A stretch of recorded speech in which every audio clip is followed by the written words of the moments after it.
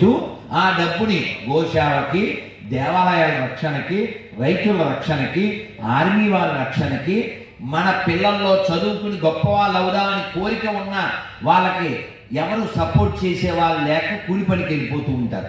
అటువంటి వారి కోసం ఈ ధనాన్ని ఉపయోగించి ధర్మవీరుల్ని, కర్మవీరుల్ని మనం తయారు చేయాలి. మనం ఇందాక పాటలో చెప్పుకున్నట్టుగా, నేను బ్రేక్ ఇచ్చిన తర్వాత నేను ఇవ్వను, మధ్యలో మాట్లాడకూడదు, పండి please, don't break, don't disturb.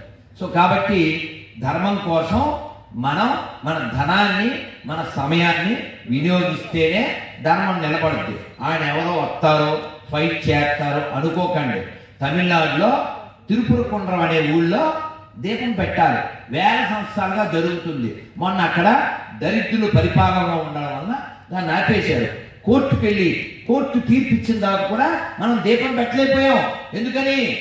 మనం బలంగా లేకపోవడం. కాబట్టి మీ పిల్లల్ని జడ్జీలు చేయండి, మీ పిల్లల్ని లాయర్లు చేయండి, మీ పిల్లల్ని పొలిటీషియన్ చేయండి, మీ పిల్లల్ని బిలీనియర్ చేయండి, మీ పిల్లల్ని బిలీనియర్ చేయండి, మీ పిల్లల్ని ఐఏఎస్ చేయండి, ఐపీఎస్ చేయండి.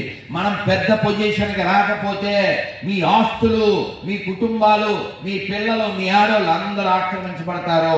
గుర్తుపెట్టుకోండి, బలమే జీవనము, బలహీనతే మరణం. కాబట్టి 6 బలాలు పొంది తీరాలి.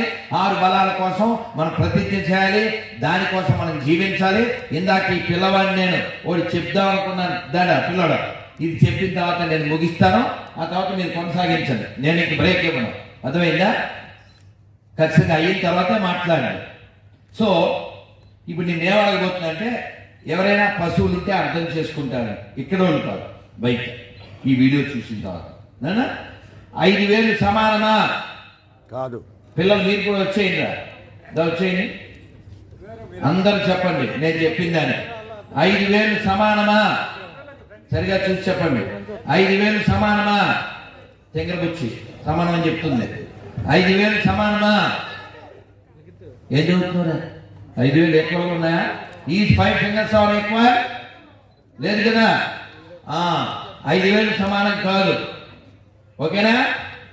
ఎప్పుడైనా మీరు శివాలయానికి వెళ్ళారా? శివాలయంలో శివుడు ఎదురుగా ఎవరు ఉంటారు? ఇప్పుడు చెప్పండి.